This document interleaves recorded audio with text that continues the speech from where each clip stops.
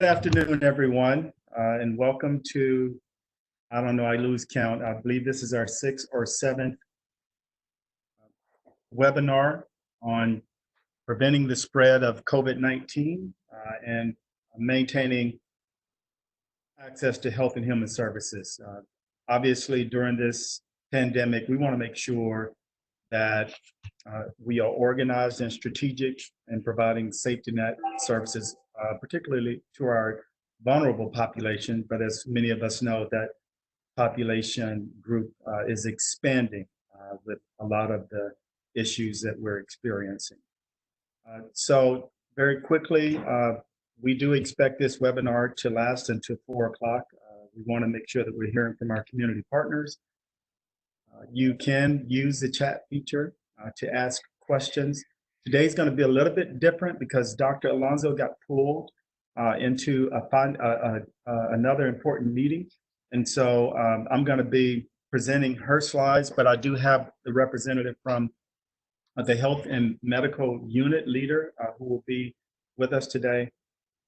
If you're having difficulties with this particular application, I would encourage you to use Google Chrome, so you can log off and try to log back in using Google Chrome. If you just happen to hear about this webinar, someone forwarded it to you, or you're hearing about this for the first time and haven't been on the previous 5 or 6 webinars, and you want to receive the invitations each week consistently, you can use this link that is on the screen, and you can sign up and receive the webinar invitations directly by utilizing that link.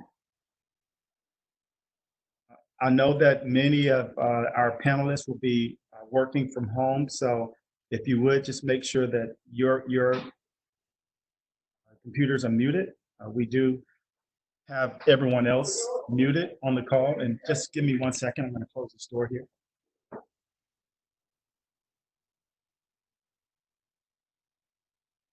Sorry about that. So we have everyone else muted.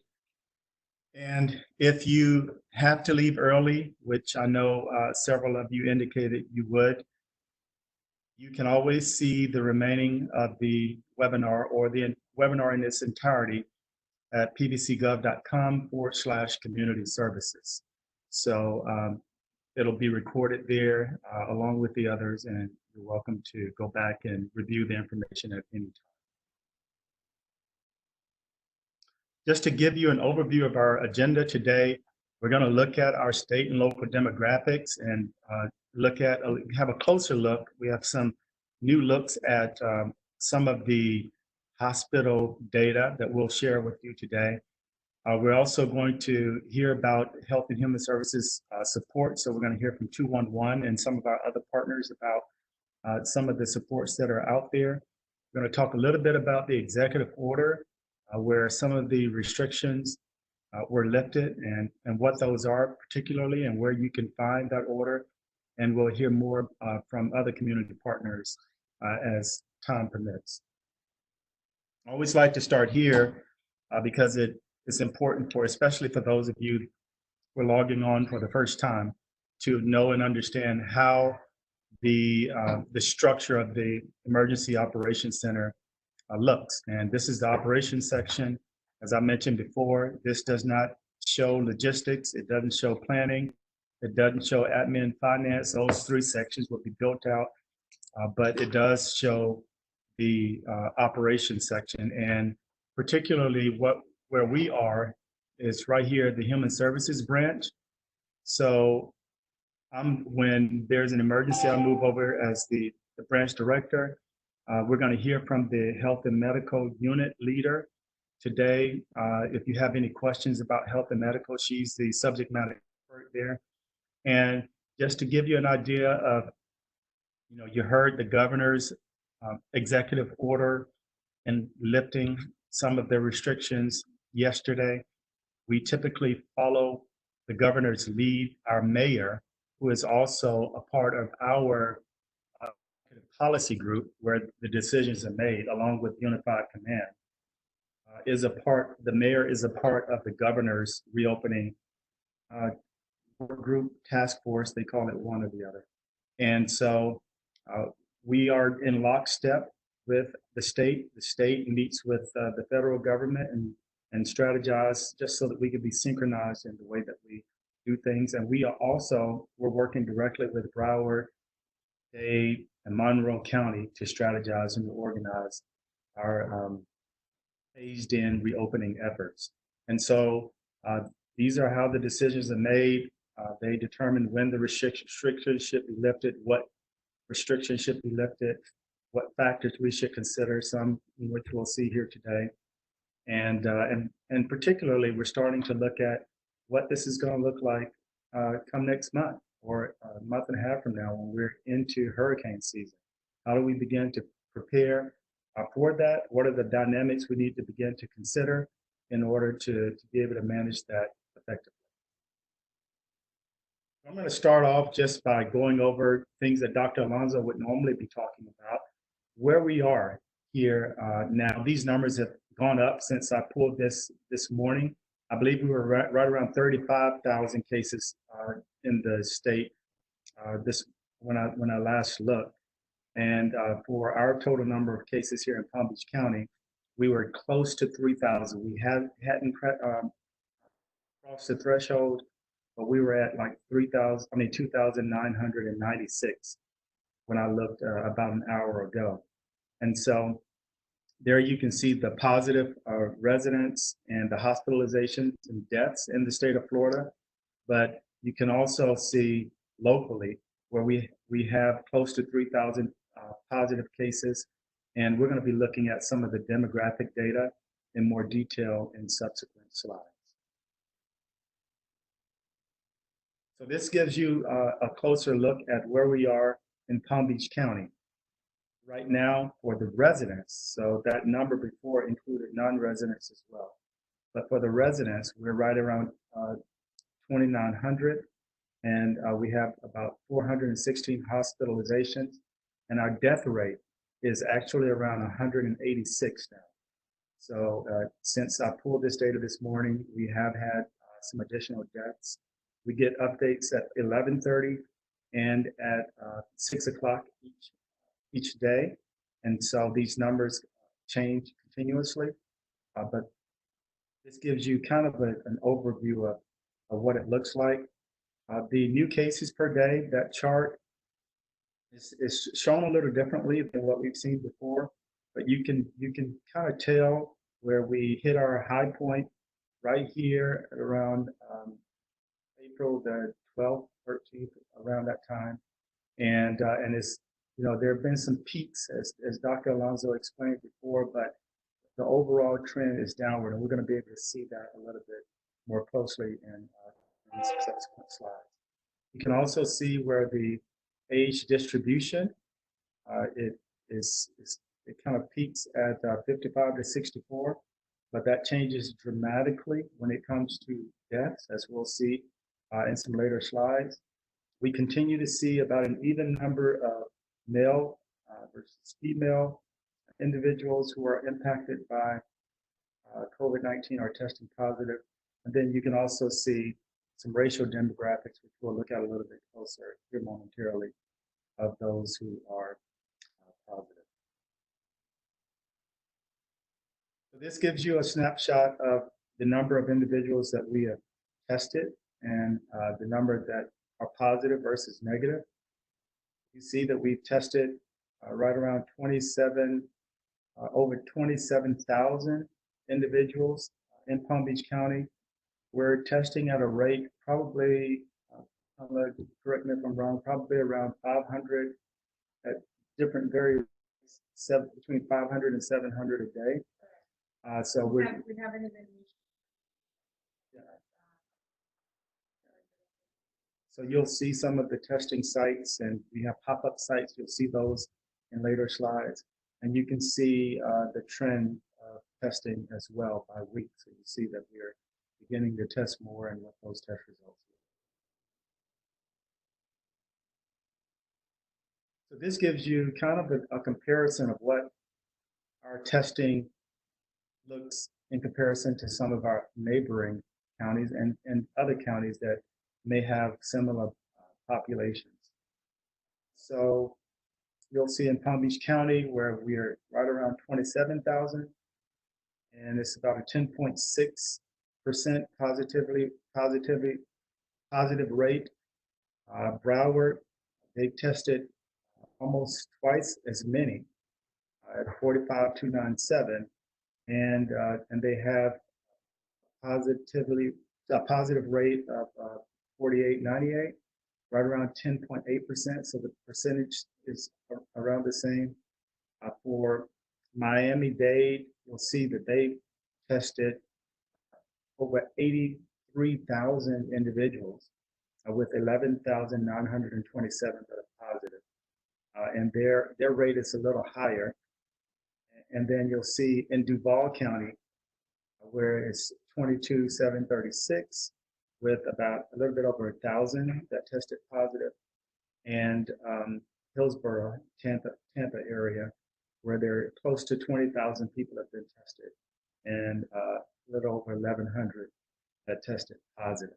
And you'll see why the governor chose to exclude Palm Beach, Broward, and Dade County from his executive order, because you can see the rates are substantially higher than they are in other areas throughout the state. Particularly when you look at the death rate, Palm Beach County is the highest. We're around 6.2. So you get that number by looking at the total number of deaths. In our case, when I did this, it was from the 176 number that we saw. But again, our death rate has gone up. Our number of deaths have gone up, so that rate changed. But we're right around 6.2%. When you look at the number of people who tested positive versus the number that are no longer with us. The death rate for Broward is around 3.8%. Miami-Dade has actually gone up quite a bit. It's now at 2.9%. That's higher than it was when we assessed it previously. And then you can see the death rate for Duval and for Hillsborough, it's just around 2%.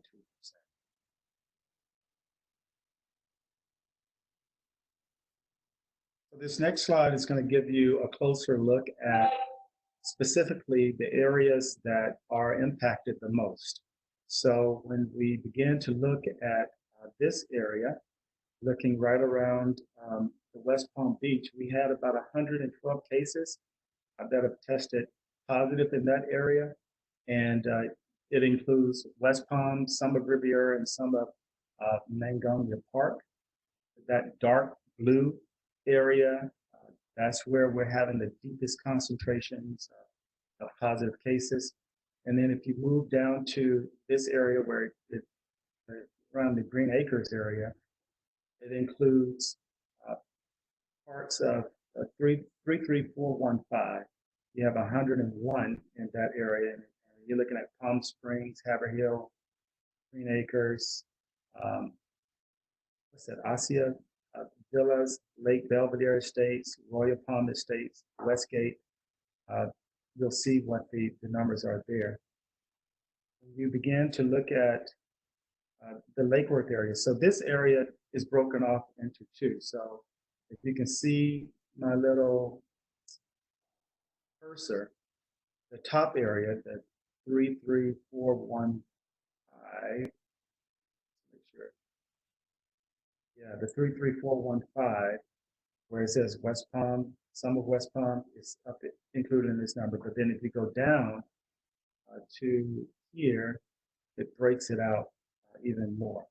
And so that's the Atlantis, the Green Acres, the Kenwood Estates, where the numbers are around 130. So that this whole blue streak, I broke it out into two groups so that you can see it a little bit better.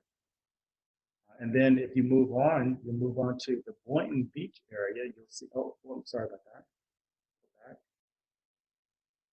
The Boynton Beach area, which is around here, you'll see that includes Rainy Breezes, Ocean Ridge, Delray Beach, parts of Delray, Hypoluxo, Boynton, Sandcastle, which is an unincorporated part of the county, they're right around 137 cases in that area.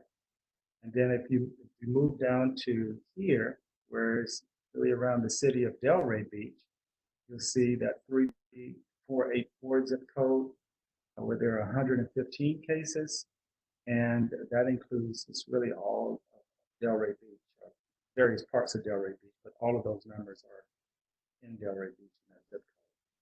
And then finally, as you move down to the Boca Raton area, here you'll see that 33433 zip code. There are 117 cases tested positive. So it just gives you geographically perspective of where our deepest concentration of positive cases are. And we use this data for a number of, particularly to make sure that we're targeting testing and things of that nature, those areas that are greatest concentration. So let's take a look at some of the demographic data, which we've talked about before. So these confirmed cases, we've talked about that and where the peaks and the valleys are. And what we talked about, that 152 number, we saw that on the first chart. But when you start looking at the cases, the number of positive cases, the hospitalization rates, and the death rates, then we begin to look at the race and ethnicity breakouts. Some things are glaring. The first thing that pops out to me, particularly, is this unknown race. And the reason we're getting such a large number there is because there are a lot of private labs that are not collecting demographic data. So if they're sending the information, if they're getting tested through some of our entities, which would be the federally qualified health centers, the healthcare district, Found Care, some of the others, and they're sending that information up to the lab, we're able to capture the demographic data for that. If those private labs are sending information in, we're just not able to catch that. So we're working on trying to fix that, but that's where we are so far. And when you look at the racial breakouts, you'll see that white non-Hispanics are the larger group at 25%. And then for Blacks, we're right around 13%. Our population in Palm Beach County is around 17 or 18%.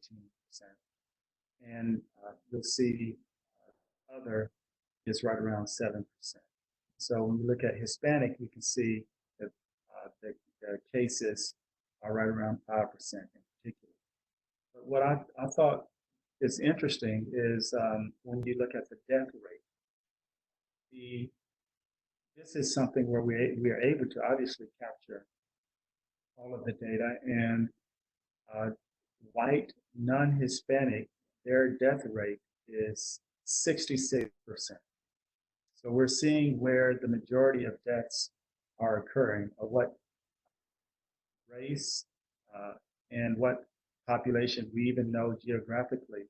I don't have those numbers broken out, where some of these are, especially in areas where, like in Boca, and where there are a lot of seniors, a very high population of seniors. But you can see that white non-Hispanics could be for most of the deaths here in Palm Beach County. When it comes to Blacks, it's right around 15%. And when it comes to Hispanics, it's right around 3%. You can see the breakouts here. Shamla, do you have any additional things? Just that, especially in the beginning, the labs were not collecting the race and ethnicity, so that's why the numbers are not really going to be true number, but now they're getting better at collecting that information. Not too sure if the ballpark and how comes he's collecting that information. But going forward, the ones that the County fire rescue is gonna be doing for the mobile site they are collecting. So Okay. we're doing much better.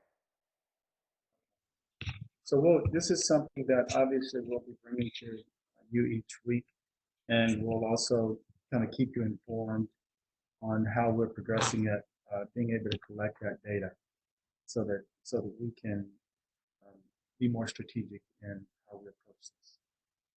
And here's a new look at things that we haven't seen in previous webinars, where we're looking at the standard deviation and trend lines for positive cases. And so that first graph shows you, what the variance is in terms of standard deviation, and it gives you the mean by day. And so you'll see where we talk about flattening the curve, where normally that variance would have been much higher, but here you see it just kind of peaked, and then we're moving and trending in the right direction. When you start looking at deaths, it's pretty much the same. We started off, and then we reached a peak right around the end of March. And then the death rate, or the number of deaths, began to come down. And so that just shows you the mean and what that curve looks like.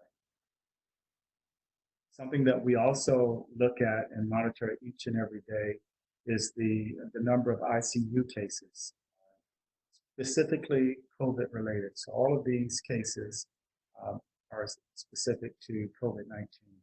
And you'll see where, again, we peaked right towards the middle of April or so in the number of ICU cases, and then the rate is kind of fluctuated back and forth, but it's starting to come down. You see that trend line coming down in terms of the number of ICU beds that are utilized in COVID-19 related. And then just hospitalization, this is a number that we continue to bring to you. You'll see where we peaked in hospitalization for COVID-related cases towards the end of March, and those numbers are beginning to come down as well. These are very important numbers and factors for the incident command and unified command to make decisions when we reopen and how we reopen. So they're constantly monitoring this information. Now, something that obviously it should be glaring to all of us is what we're seeing in our ALFs and our nursing homes. We're starting to actually see these trends because we're going in and we're beginning to test. So we're finding obviously a high upward trend in the number of cases in our ALFs and nursing homes. And so we're going to be strategically going into some, and this is not across the board. There are some where we're not seeing any cases, and then we're having some nursing homes where we're seeing a large number of cases. And so we'll continue to keep you posted on this. Our testing strategy is beginning to expand, which you'll begin to see here momentarily. But we definitely want to make sure that our ALFs and our nursing homes that we're strategic about getting them tested. We'll also be moving to like our congregate sites, where there's shelters and also our encampments like John Prince Park and other sites in the future. I'm trying to see if I have any questions here. It looks like I do. Okay. So someone's saying I need to speak louder, so I'll work with that. Are there numbers for West County? So we do have specific numbers for the Belglade area. I didn't break those out because it wasn't as glaring. I don't know if you have those specific numbers, but we can get you the numbers for Belglade and send it to you. Okay. All right. I'm sorry. You guys couldn't hear me, so I'm going to work with that. See if I can turn the volume up a little bit more. So this next chart shows the number of people who are coming in for various aspects. As you know, CDC has expanded the symptoms for COVID-19, but these were the first three that we were looking at and measuring. So this first chart shows you the number of coughs.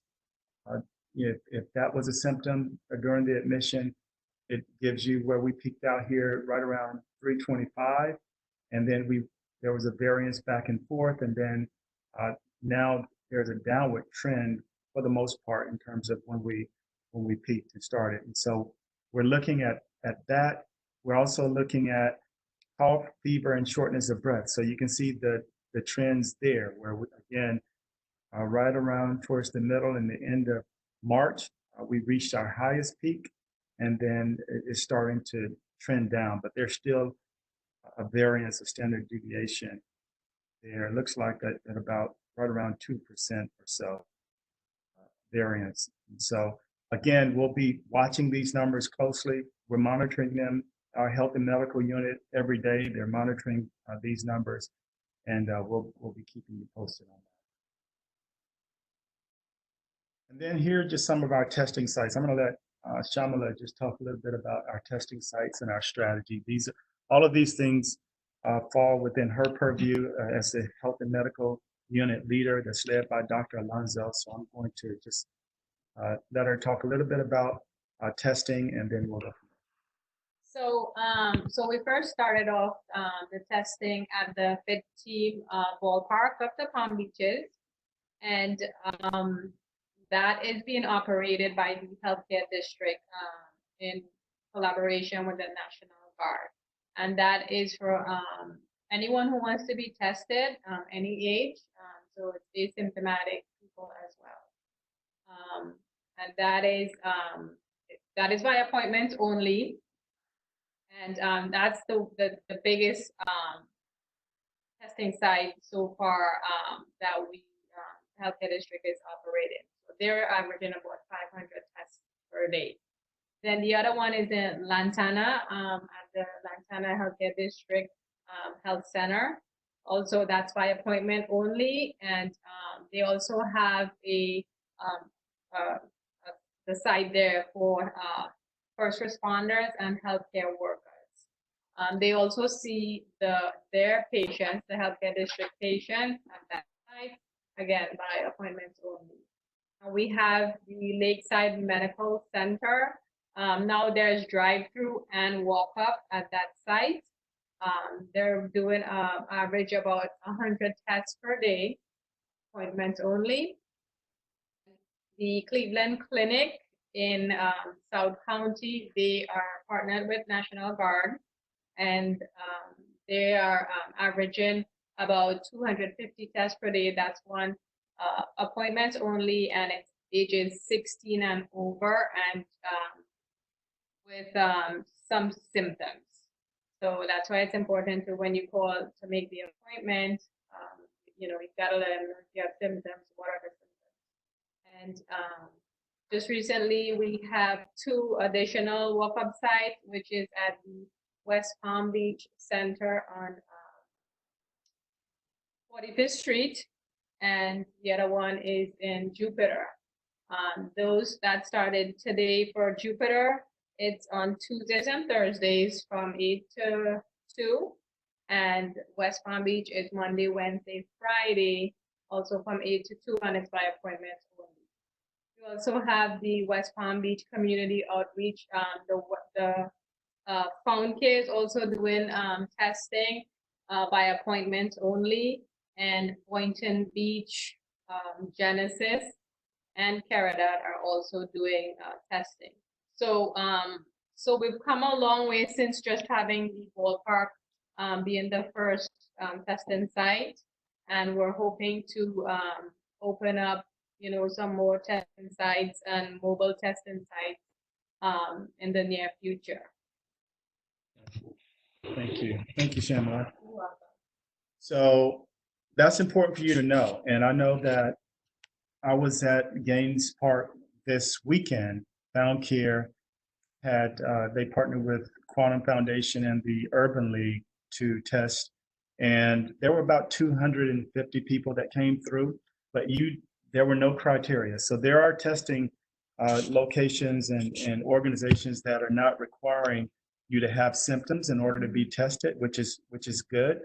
And they have the capacity to test 500 people on Saturday, 250 that came out. And so they'll continue to work with community partners to do some testing. I know that next week they were looking to work with the Guatemalan Mayan Center, and I think Caridat did some and on their site. That was earlier this week. I know Genesis is planning to do something at St. John's. I don't have a specific date just yet, but they're looking to work with Pathways to Prosperity to host testing there. So a lot of testing going on, and we're hoping that we can continue that. And we're also hoping that we can build our capacity to track and trace as well. So we're looking at some strategies for that.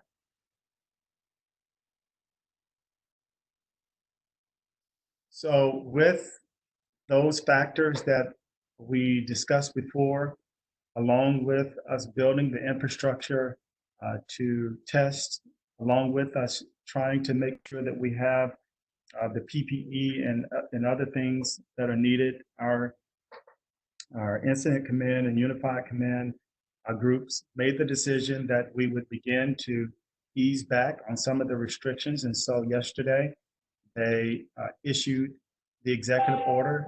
It actually took place, started yesterday. They talked about it last Monday, or this past Monday, but you'll see it here. You can also go to the county's website and view it. It basically lets you know that specific types of activities are now allowed. They wanted to start with things like boating, fishing, and like our parks. They wanted to make sure that natural areas were places that you could go. You could do things like play tennis, and so I think the idea there was we're going to have a phased approach to reopening, and those activities that are very limited in terms of contact and activities that will allow you to practice social distancing are activities that they chose to begin with. And so you'll see it there. I won't read the entire executive order, but you can certainly go to that site and read through it. And then if you have questions, we can get those questions answered for you as well. But I do want to mention again that these decisions are made in consultation with the state and the federal government. And so they're very strategic in terms of what the phased approach would look like. And what we're working on now is our incident commander is beginning to formulate groups by industry. So if it's businesses, they might be looking at retail or looking at other types of businesses. And these working groups are going to be working together to come up with a transition reopening plan or strategy with preventing the spread at the center of what they're doing, and keeping our safety at the center of the phased reopening. And so that's important for you guys to know as well. And we may even want to consider a nonprofit group, a work group that can come up with a toolkit or a template for nonprofits so that they can have a more strategic and comprehensive approach to a phased reopening. That's certainly something that we can look at in the future, and may have groups like nonprofit chambers or groups like Nonprofits First or others to put together a team and to come up with a phased reopening plan for the nonprofit sector. I do want to, we have a couple of more slides, and then we're going to hear from some of our community partners. But I did want to leave you with some information, because now that you see we're like in phase one of this phase reopening, you want to start to think about what that means for your organization and things that you need to begin to put in place in order to keep your employees safe keep you safe and to keep the individuals you serve safe. And so these best practices are things that you can implement. These are the things that we've been talking about for a while now. We would encourage you to continue to use these best practices that won't change once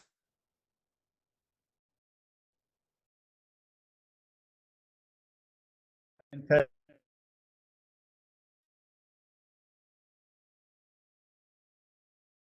Isolate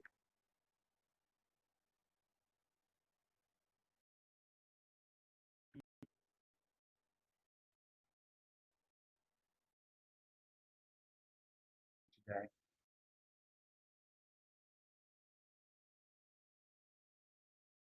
To look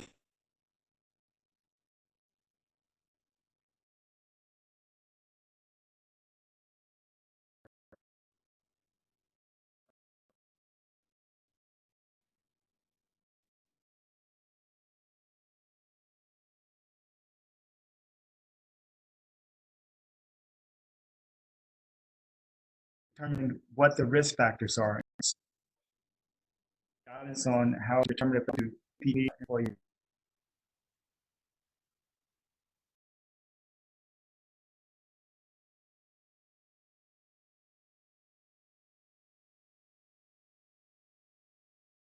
Discussion. So source that I would encourage you to take a look at. All right. So just make sure I don't have any additional questions before we go to the community updates. Okay, so this question always comes up. Why is the death rate in Palm Beach County significantly higher than the other two counties, Broward and Dade? So I'll just kind of parrot the answers that Dr. Alonso has given in previous sessions, right? Because she feels that number one, we have a higher senior population. One of the slides that we normally would look at, it looks at the number of deaths and what the age breakout is. And when it comes to deaths, the age breakout, it really begins and peaks in the 65 to plus range. So when you're 65 and older, we're seeing most of the deaths occur in that range. And we have a lot of seniors here in Palm Beach County, more so than some of the other counties. And she feels that strongly contributed to the higher death rate. Were there other things that she had mentioned that I'm not recalling? I think that was the main one that she mentioned.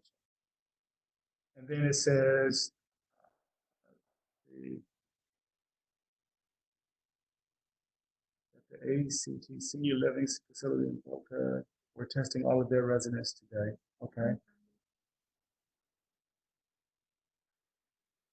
Yeah, we can look into that, but it looks like we believe there are gonna be a lot of senior centers and ALFs, nursing homes that are gonna do more testing. It's important because we need to put measures in place to keep them safe. And anytime they are in need of PPE or things in order to do their jobs, if they can't order them directly and they're having issues, then they would complete this form, send it to our health and medical unit, and we would see what we could get for them in terms of facial coverings or N95s for the workers, gloves, any type of PPE that's necessary. And also, our epidemiology program has been going to do site visits once we identify there's a positive case. We are going in, doing site visits, providing infection control measures.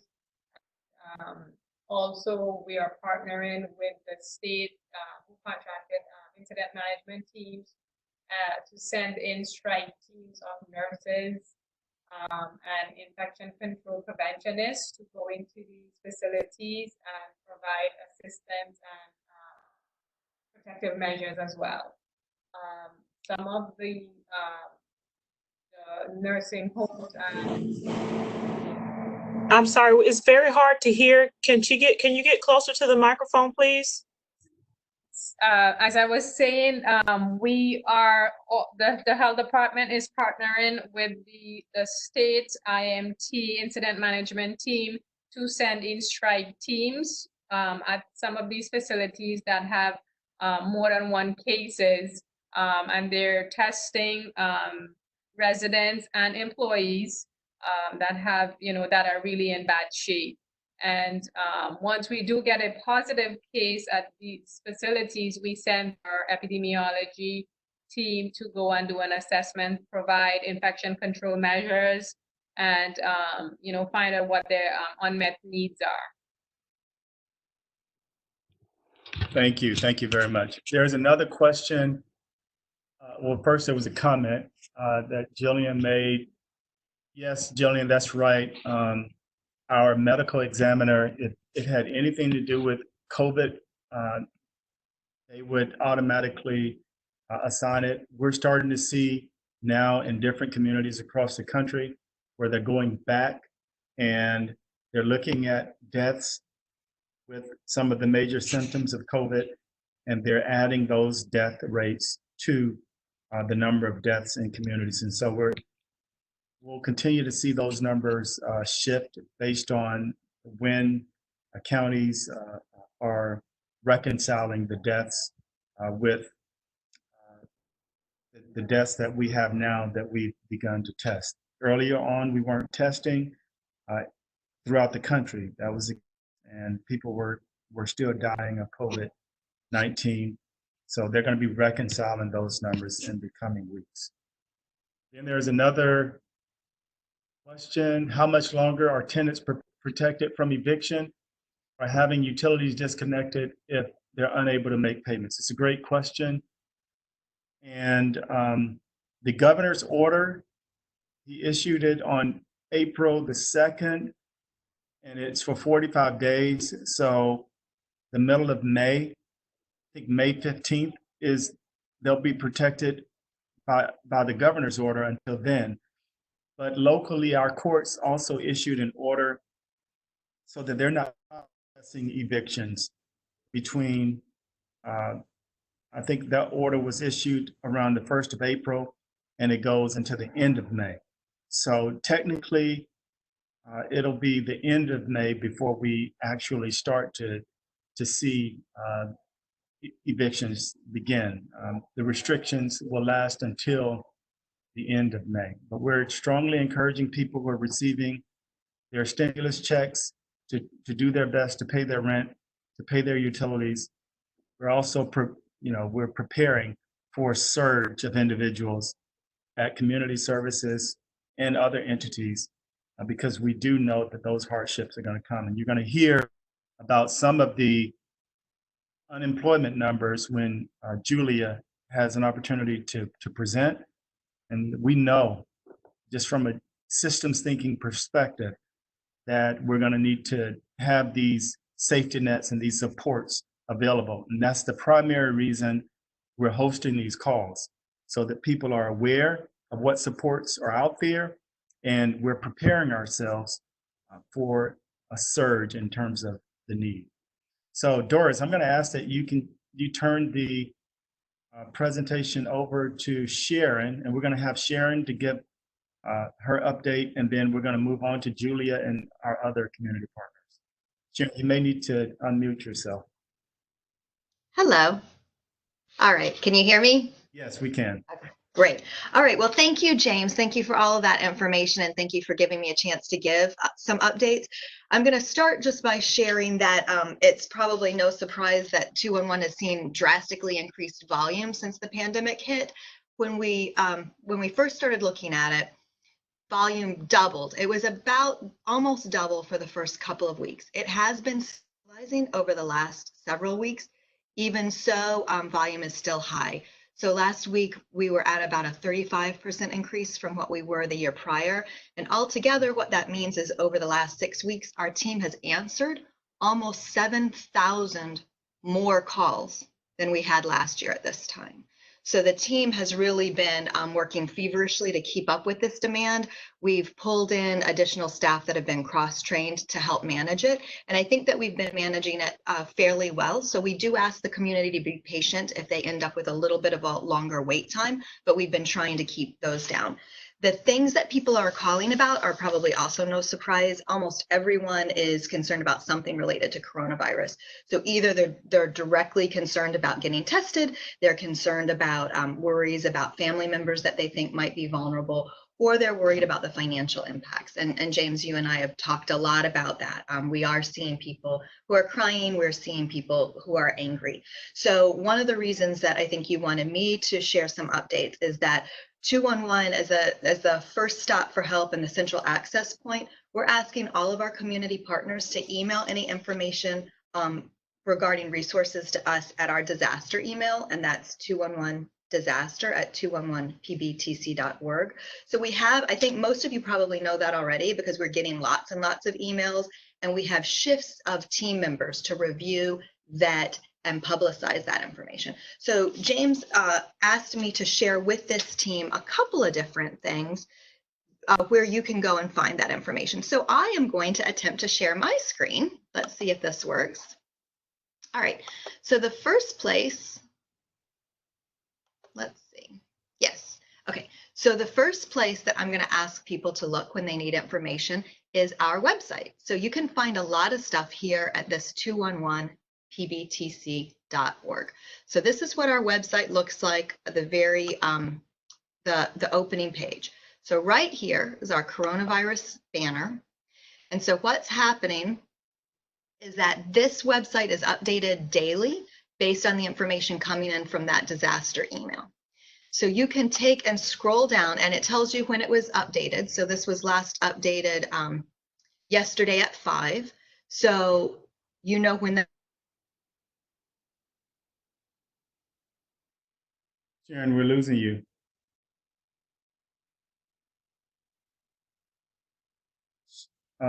Looked like we ran into some issues there.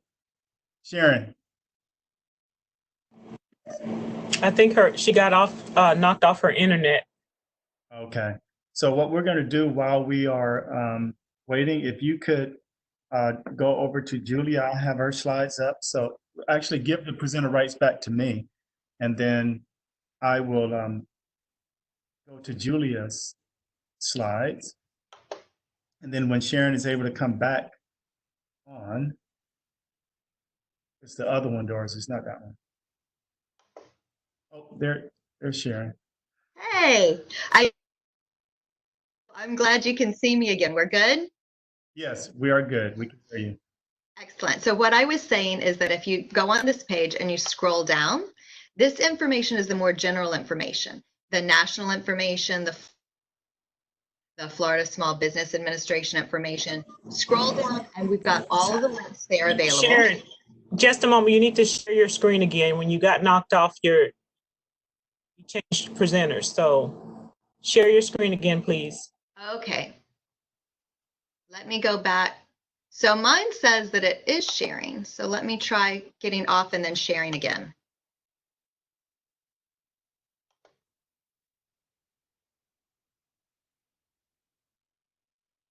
Technology.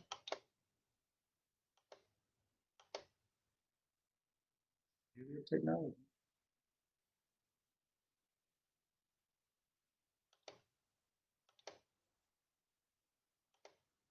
All right, can you see that?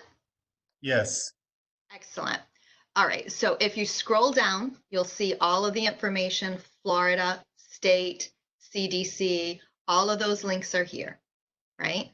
But if you want to see county-specific information, you can click on the button for the county that you're in. We cover a 5-county area, and that's going to be the local information.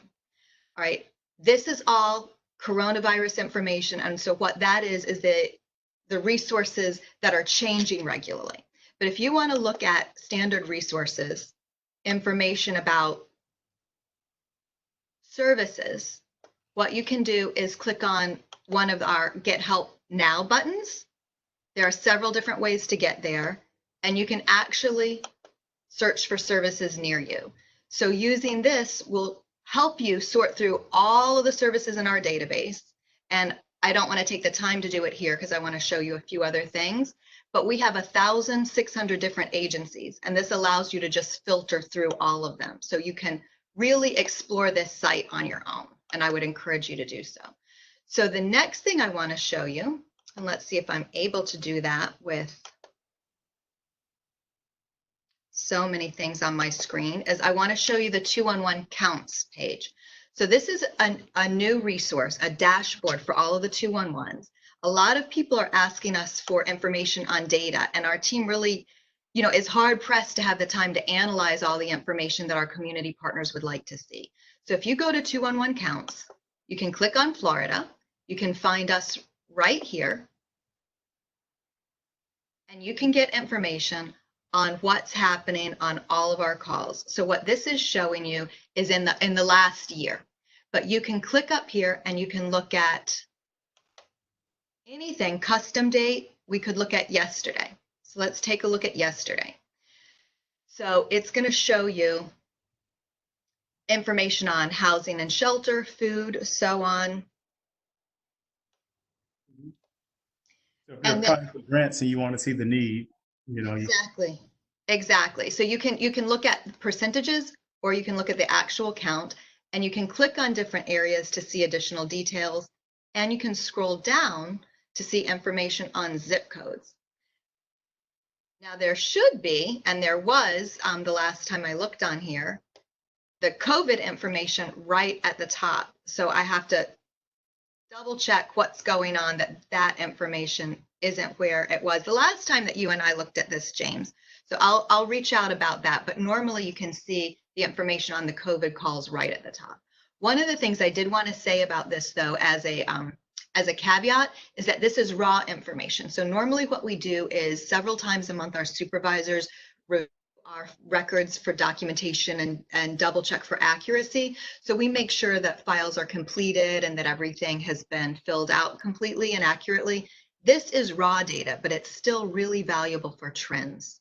So, and like I said, people have been looking at it in a variety of different ways, customized.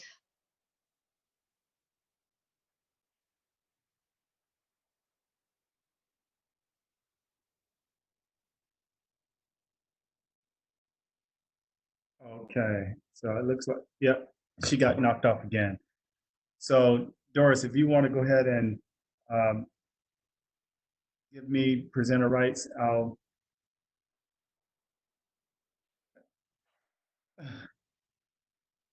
All right, Sharon, you're going in and out.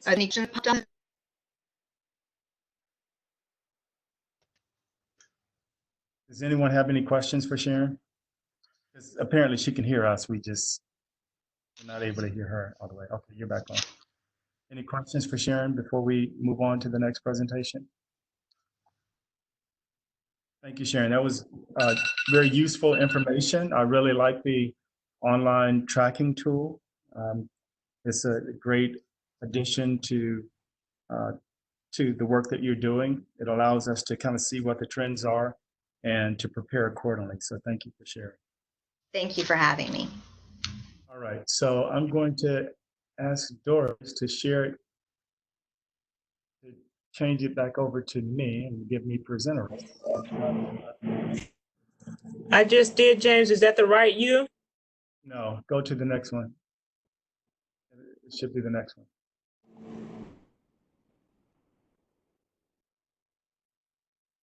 Yep, that's it. Beautiful, beautiful. So let's see if I can get this moving.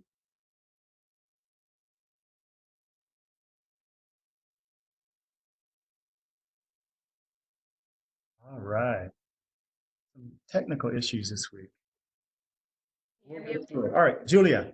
Can you hear me? It's on you. Yes, we can hear you. Oh, great. Last week we had a little difficulty. Thank you, James, again. Another week just flew by. So it's all about jobs, and Career Source has been working virtually. Our doors are closed, but we have been working on emails and phone calls. We've answered over 11,000 phone calls this month alone. Can you speak up a little bit, Julia? So we've been CareerSource, can you hear me? Yes, we can hear you now. Okay. So CareerSource has been open virtually to the public. We've answered about 11,000 phone calls and emails this month alone. And if we take a look at the unemployment or reemployment assistance in Palm Beach County alone, there have been 33,423 COVID claimants since this all started. We're number 4 in the state. We were number 3. We've moved down to number 4. And obviously the main industries that have been affected are those that are related to hospitality and restaurant and retail. So taking a look at that, I can tell you that those industries right now still remain closed. Those people are all eligible for unemployment or reemployment assistance. And if we go to the next slide, a lot of people have questions about how and when to apply. So anybody who has applied or already applied to floridajobs.org, if you need to apply or check your application, floridajobs.org/RAA application is how you can do it right on your phone. Actually, you don't need a computer. If you are a new claimant, the system is available to you 24/7. However, if you're a pre-existing claimant, they are restricting you to Monday through Friday, 8 a.m. to 8 p.m. You'll be kicked off at 8 p.m. This allows the new claimants to file without being kicked off. The system is up and down, but lately it has been up and working well. Now, the new thing that just came out was pandemic unemployment assistance, or what we call PUA. For those people who have been affected by the coronavirus and who are workers that we call gig workers, those are the contract workers that are paid by 1099s. They also can complete an application for reemployment assistance. And if they've been lost their job or even had their hours reduced or have lost pay because of it, they can apply, even if they're working part-time now versus full-time. Now, I warn you though, when you go on these applications, you do need your 1099s, you do need your financial statements, you do need your occupational licenses if you have them to apply. So gather all your data before you get on so that you're not kicked off. So those are the new benefits that have just come out. Now, we do have some available jobs at CareerSource. If you want to take a picture of your screen, we have industries that are still looking for employment. Healthcare is a big one, and security are our 2 big ones right now. These are positions that we're looking for, and I actually included our recruiters' email addresses so that you can email them directly with your resumes if you fit these categories. And I have 2 slides of them. The next one also has manufacturing, logistics and industry, mechanics, and movers. So those are the hot jobs that just recently came in that we need to fill. So if anybody would like to apply for them. If you are looking for a job or want to register for our recruiters dropping in your resume into our system, then what we do have is our website, which is employflorida.com. Now, normally when you file for reemployment assistance, you have to register at employflorida.com. That requirement has been waived. But if you're looking for a job, this website, once you register, will help spider in all the jobs from all the other industries into one location. So once you're in, you've done your resume and registration, you can actually look and apply for jobs right on this website. So that will help you get ahead of the game once that restriction is lifted. So I highly recommend that you do that as well. So that's my quick down and dirty of unemployment and reemployment as we speak. All right. Thank you. Thank you very much. Julie, in the world of, the other Julie, you're Julie Creeple. Can you hear me? Julie, can you hear me? I can, yes, James. Sorry, am I unmuted? Can you hear me? Yes, we can hear you. You want to give some updates on what's happening in the food world? Yes, I do. Thank you. So today was the soft launch of the Area Agency on Aging's partnership with 2J's, working with the Volman Center and Department of Senior Services on a really exciting mobile delivery of senior meals to those that can't get out during this time. That, as I said, the partnerships with 2J's. And what I'm told, I spoke with Dwight a little bit earlier, and everything went as smooth as it possibly could, ran like a Swiss clock. and they're very excited about this new approach. It not only will be used during the COVID pandemic situation, but beyond. So another silver lining in organizations coming together to really make a difference and get more food out to folks and provide hunger relief in our communities. We also, the Palm Beach County has partnered with, oh boy, now I don't have it in front of me, a farm, I believe it's DKM, I'm not sure, for whatever reason, I just misplaced my notes. Sorry about that. And they are getting fresh produce boxes out at select schools in Palm Beach County. It's a very exciting initiative. They've also been working with Palm Beach County Food Bank and the food pantries to get non-perishables out as well to folks. I really want to pull up the list of schools, but it's a list of select schools. I believe it's 6 schools. And for whatever reason, I'm having trouble with my online email right now. I've been having intermittent problems. I apologize. This seems to be a webinar with challenges today, James. I'm sorry about that. Yeah, I know, a lot of technological challenges, but we have the list of schools are 211. You have the list of schools up on your site, right? I have the schools as well, James. I just wanted to kind of talk about the ones that the county identified along with the school district. Yeah, okay. Gotcha. What they did was, they identified the schools where they have the most participation from families picking up meals there for the grab and go break spot program. So Right. I did just find the email. It's Kids First, it's called. They're calling it Kids First Farm Fresh Produce Box. And it's TKM Bengard Farms that they're partnering with. And they selected 8 school sites that will get that farm fresh produce, again, based on where the highest participation was. And so that's in Belle Glade, Loxahatchee, Jupiter, Riviera Beach, West Palm Beach, Palm Springs, Boynton Beach, and Delray is where those are going. So that's very exciting. That just started today, along with what I already talked about with AAA. And hopefully most of you are getting the weekly report that we send out, what's happening with hunger relief, resources, other community resources as well.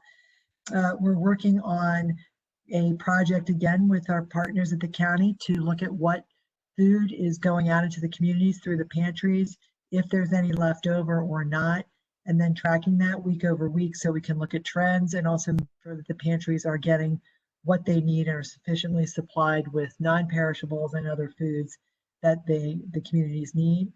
We're also continuing to work on hunger relief. I've never mentioned this in these calls yet, but we have a cold storage grant RFP that we did last year and the year before, and then we have another one coming up later this year. But we're looking to fulfill the cold storage units where the grant dollars were allocated to fund freezers and refrigerators at different pantries. This really increases the ability for the food pantries to get the food out into the communities, to keep it fresh, and to get more out into the communities. So that's ongoing as well.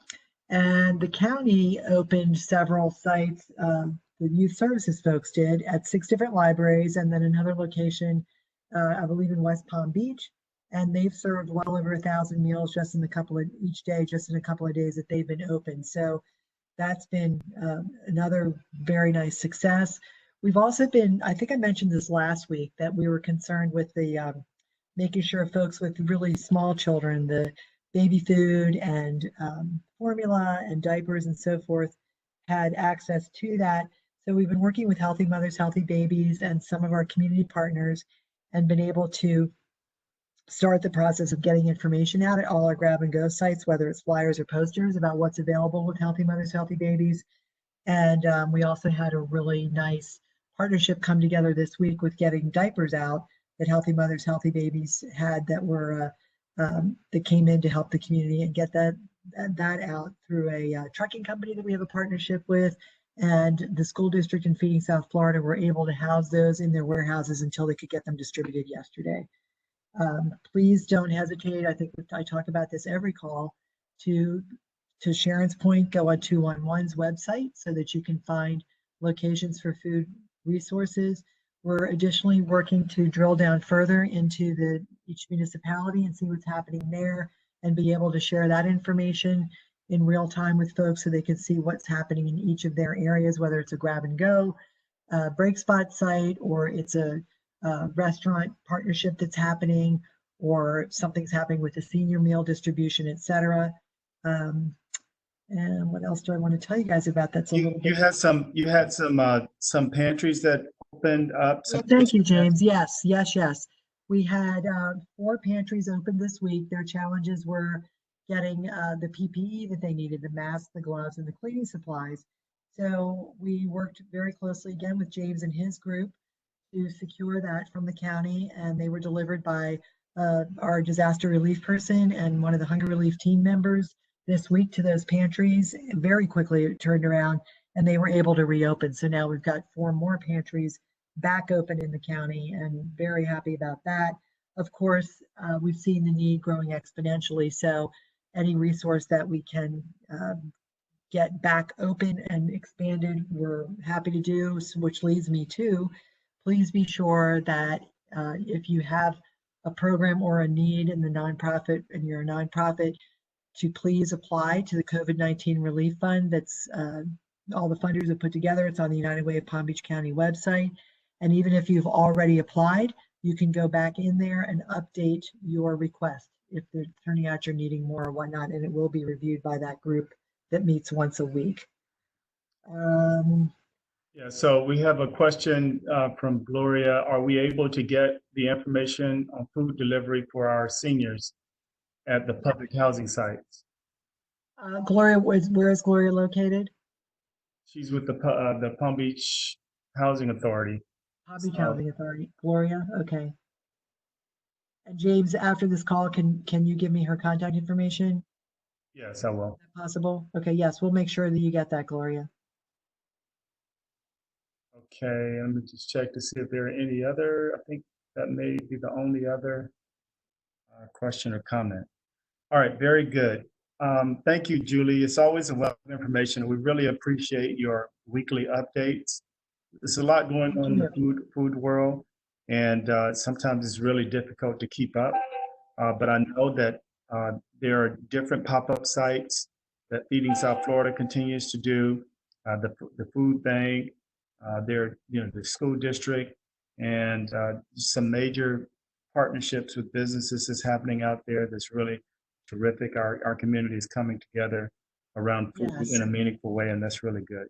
Really good. Yes, and if you don't mind me mentioning one more thing, James, I think I may have mentioned on the other call, we've been working with a group called United Farmers Alliance. It's a group of well over 40 farmers in Palm Beach County that are working to get the crops off the fields, keep people employed, and also get fresh produce into the at-risk communities. So that's evolving every week and growing. So I have just to let everybody know that that is happening. It's starting small, but it will keep going, and they've got a sustainable piece to it as well. So that's a very exciting part of hunger relief that's being worked on now and moving forward every week. So I appreciate the time that you always give me, and I try to keep it as quick as I can, but there's lots and lots going on, and anybody on the call who is interested in receiving the weekly update that we send out or has any questions or any thoughts, don't hesitate to contact me, and I guess they could contact me through you, James, right? Yeah, that they can contact you directly if you want to drop your email in the chat. Sure, it's just drop it on the chat. I'll do that now. Just drop it in the chat. Perfect. Thank you All right, so much. Thank you very much, Julia. Julie. Randy, do you have anything that you'd like to add from the funders group perspective? And then we'll ask Taruna if she wants to give an update on any of the housing work that we're doing, housing and homelessness. Just real quick, can you hear me first of all, James? Yeah. Yes, we can hear you. Yeah, just real quick, there are over 400, close to 450 applications that were received by the funders group. So of course, it's taking quite a while to get through a lot of those applications. The process is not closed. And so we are still getting through a lot of those proposals. There's been over about $3.5 million that has gone out to many of the applications. So we are still going through those. I know we have received some questions about whether that was still happening or not. So yes, we are still making our way through those, and individual funders are contacting the applicants, on their own. So that is still happening, and I think that's really the update on that. Okay. Thank you very much. And Taruna, can you hear me? Yes, I can hear you. Okay. Can you give an update on what's happening in the housing world? Yeah, definitely. And we can give a detailed report next webinar. By that time, we will have additional data available to share with the group. But our initial information I can share with the group right now. Right now, because of COVID-19, we looked at the data, and there are 31% of households, which is 117,914 households are rental in Palm Beach County. And at this time, and I will just go over the unmet need and the funding which we will be receiving with ESG and Community Development Block Grant. We have $2.8 million coming to our community to address the rental need in our community. However, that need will only cover 516 households. And based on the data right now, we have a quite big number of clients who will be needing our services. On an average, we are receiving 100 calls per day in navigation for housing stabilization, and we are receiving almost 60 to 70 online applications on a daily basis in our Oscars. So we are hoping that we can look for additional dollars in the community and through various CARES Act or the Treasury grants to address this need at this time. We are trying to match all of these numbers with the unemployment data to see out of those renters, which is 170,000 households in Palm Beach County, if there is a corresponding unemployment number, we can look at it to see how many of those are without job at this time and would be looking for services.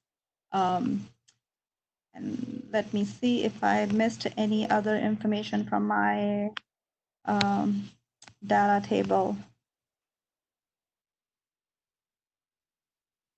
There are 27,000 Palm Beach County households who have subsidy on their rental units at this time. But that the moratorium will end on July 25th, 2020. So those are the folks we will see asking for assistance after July 25th, 2020. However, there are 70,000 renter households in our community who doesn't have a subsidy on the rental unit, and their moratorium will end on May 15th. These are the folks which we are expecting to be seeking assistance through our department or through various nonprofit agencies we have in our community to assist with the rental. This will be definitely a biggest need for us in summer, and then we are going to work with a lot of our nonprofit providers and a lot of our community partners to work with us and look for additional dollars to assist these clients. That's all I have, James. All right. Thank you. Thank you very much. Any other panelists? Marcia, I saw you on early. I don't know if you're still on. Do you have anything that you'd like to add? You're on mute. Yes, I'm on mute. Good afternoon, everyone. I'm still here. I think the only thing that I'll add is that we continue through Birth to 22 United for Brighter Futures, meeting with a number of community partners to assess COVID-19 gaps and opportunities that we have in where Birth to 22 can kind of use and leverage the power of our alliance to help advance some of the areas of concern that has risen, whether it's something that we can advocate around or provide some support funding or other areas. We're still in the process of identifying what those priorities are, but we have a subgroup that's working on some efforts in collaboration with the district to support ongoing outreach to some of the impacted communities. If you all were on the call last week, you saw that we got a really good update from Paul Houchins at the school district with their ICP data charts. And so we know that there are still some communities that are really impacted with having lack of access, whether it's to the technology or the internet. So we're looking at ways that we can kind of continue to reach out and provide supports for parents and students as they work on some of the educational issues that we're seeing. And as soon as we're able to identify what are those core priority areas for which we'll be focusing our efforts, I'll be happy to share those back with this group and tell you how you can get involved in what we have going on. All right, thank you, Marcia. And Reggie dropped something in the chat box about some of the food distribution. They're working with Arms of Hope and Lake Worth to provide hot meals. So maybe Julie Creepo, Reggie, any type of food activities that you're doing, if Julie doesn't have it, if you could start sending it to her so that she can include it in the updates. And also, it looks like on Thursdays and Saturdays from 9 to 2 that you're assisting with the census.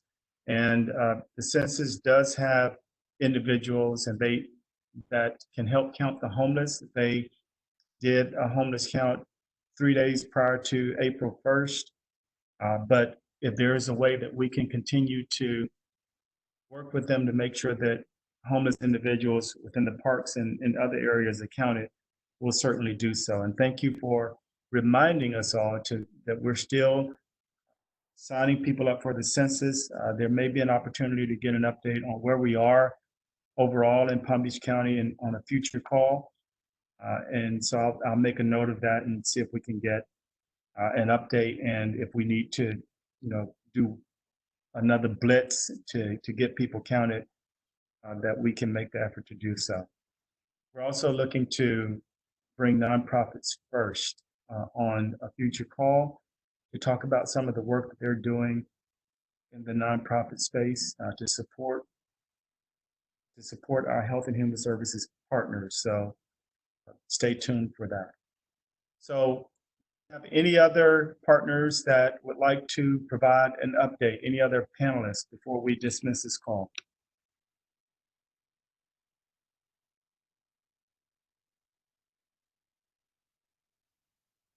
All right, seeing none.